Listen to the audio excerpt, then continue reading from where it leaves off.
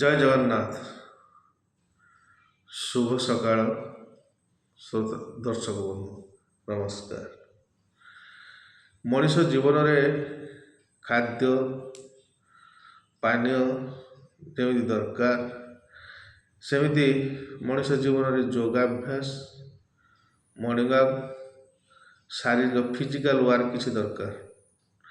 ଯଦି ମଣିଷ physical work କରିବା ସହିତ ପ୍ରାଣାୟାମ, ବ୍ୟାୟାମ, ଯୋଗ କରେ, ପ୍ରାଣାୟାମ ଆଉ ଯୋଗ ଏଇଟା ଆମ ପରମ୍ପରା ଥିଲା, ଯେଉଁଟାକି ପୂର୍ବତନ କାଳରେ ଯୋଗୀରୁ ମୁନି ଋଷିମାନେ କରୁଥିଲେ, ନିରୋଗ ଜୀବନଯାପନ କରୁଥିଲେ।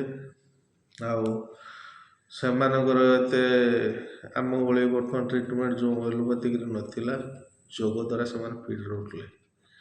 ଯଦି ଆପଣମାନଙ୍କୁ ସମୟ ହେଉନାହିଁ, କାର୍ଯ୍ୟ ବ୍ୟସ୍ତତା ଭିତରେ ଟାଇମ୍ ଦେଇପାରୁନାହାନ୍ତି ମର୍ଣ୍ଣିଂ ୱାକ୍ ପାଇଁ, ପ୍ରାଣାୟାମ କରନ୍ତୁ, ଯାହାଦ୍ୱାରା ବହୁତ ବେନିଫିଟ୍ ପାଇବେ।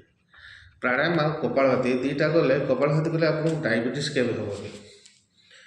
ଆଉ ପ୍ରାଣାୟାମ କଲେ ଆପଣର ଜୀବନ ଶକ୍ତି ବୃଦ୍ଧି ପାଇବ।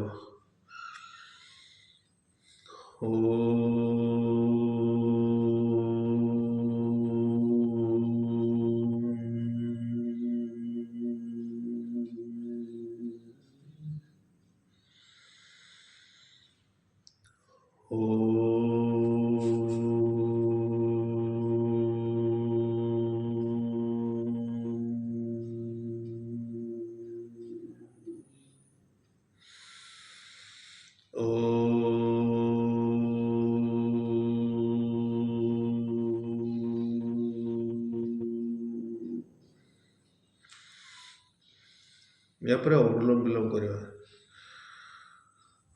ବାମ ପଟେ ହେଲା ଚନ୍ଦ୍ରନାଡ଼ି, ଦକ୍ଷିଣ ପଟେ ହେଲା ସୂର୍ଯ୍ୟନାଡ଼ି। ବାମ ପଟେ ନିଶ୍ୱାସ ନେଲେ ମନ ଶାନ୍ତ ରୁହେ, ଆଉ ଆପଣଙ୍କର ଯଦି ଥାଏ ହାଇ ବ୍ଲଡ଼ ପ୍ରେସର ତା କମିଯାଏ। ବାମ ପଟେ କଣ୍ଟିନ୍ୟୁ ନିଶ୍ୱାସ ନେଇ ଡାହାଣ ପଟେ ଛାଡ଼ିଲେ ବଡ଼ିର ଯେଉଁ ଟେମ୍ପରେଚର ଥାଏ, ମନ ଭିତରେ ଯେଉଁ ଦୁଃଖ ଥାଏ, ଏହା ଲାଘବ ହୋଇଯାଏ। Incoming voice call from +91 78468 65253 on SIM 1.